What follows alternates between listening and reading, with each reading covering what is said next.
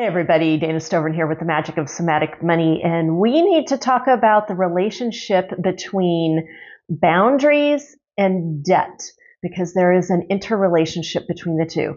Now, in the toxic financial patriarchal system that we live in, we all get told, well, if you want to deal with your debt, you need to go add up all your debt load, your payments, the interest rates, the timing, and figure out how long it's going to take to pay it down and do all the structural stuff of like how much extra do you want to add in per month to see how fast you can get it paid off. So that right there for debt is the structural aspect of debt, the masculine money aspect of debt. It's all the nuts and bolts and widgets. What gets lost is the emotional load that happens with what's going on with debt. And within that emotional load of what's going on with debt, there is this intrinsic place of what is going on with your EQ money relationships with boundaries. What's going on with your emotional relationships with boundaries? What's going on with your mental relationships with boundaries? What's going on with your somatic relationship with financial boundaries?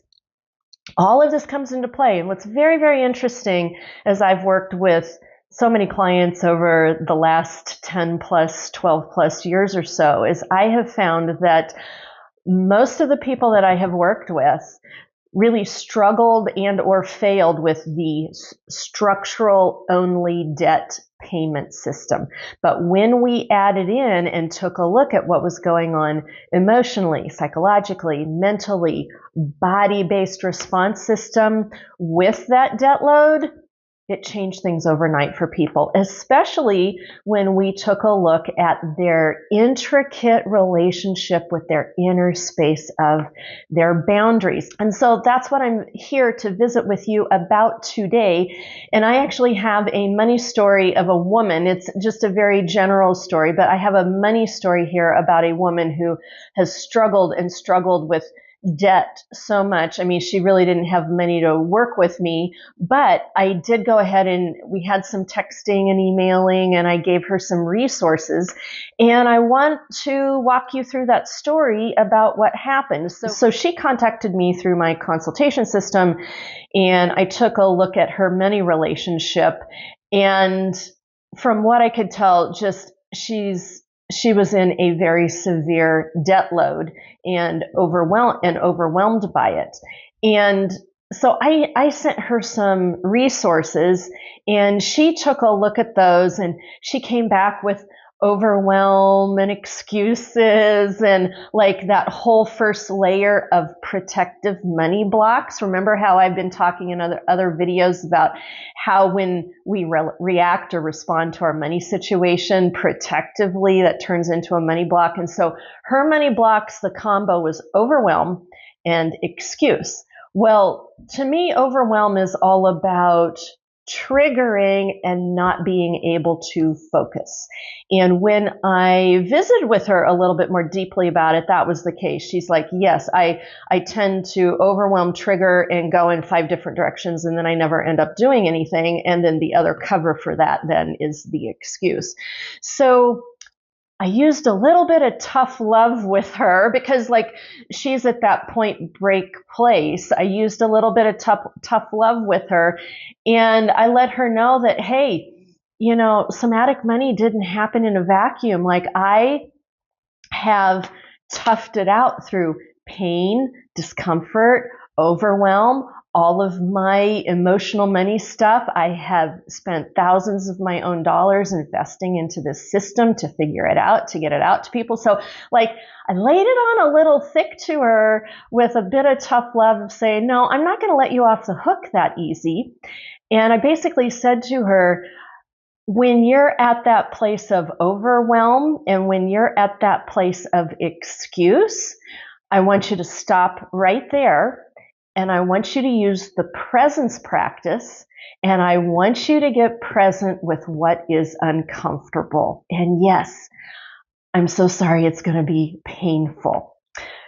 So she kind of sucked it up. She took that and she's like, okay, Dana, I know you have really given into this system, and I believe in it and I trust you, and I'm okay. Like I'm going to do it. And lo and behold, she did. And here's the response that she emailed me back. So she said, "Hello, Dana. Just an FYI, I have risen to the occasion for every instance since we've emailed where I would have rolled over and gone along to get along. Instead, I was firm in my boundaries. The second big thing that I have identified is that every time I spend money, I don't look to see how much I have. And I just hope it works out." So I started on chapter 3 of your book.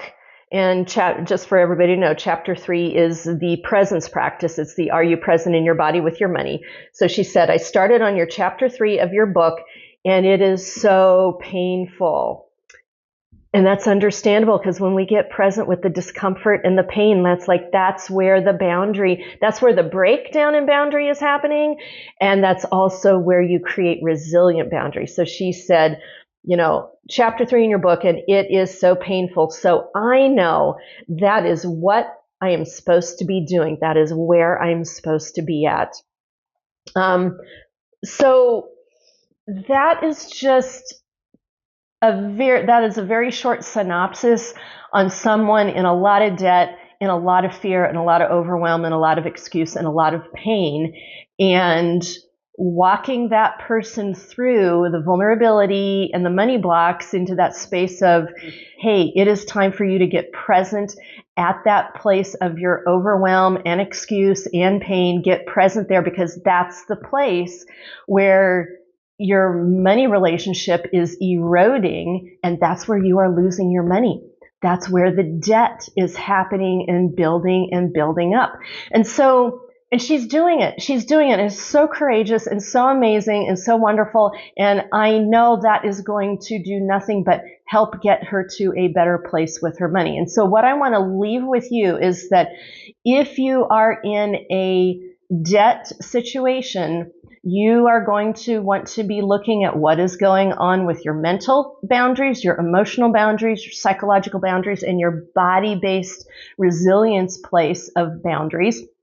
And you want to be pairing that with the somatic money presence practice, sending the banner across the screen. I know it sounds crazy and ineffectual, but it is exactly the opposite. When we bring our authentic nature of who we are with our presence into our body space, into our emotion space, into our mental space, into our physical space, when we do that, we automatically begin to bring in resilience, energy, groundedness.